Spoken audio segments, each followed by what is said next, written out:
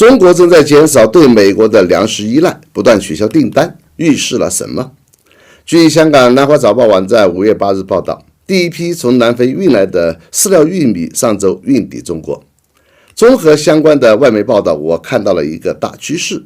中国正在大力减少从美国进口农作物。要知道，过去中国每年要从美国进口玉米、大豆等农作物超过1亿吨。据海关数据，2022年美国玉米占中国进口的72%，美国玉米所占的比例在今年第一季度降至37.8%。美国农业部在近期发布的玉米出口报告中说，中国买家在4月份的最后一周取消了56.28万吨美国玉米订单。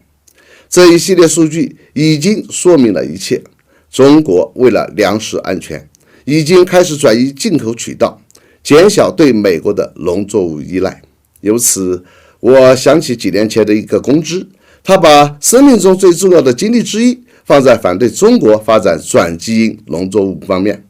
但却根本不反对中国每年从美国进口大量转基因农作物，其目的就是阻止中国发展转基因农作物技术，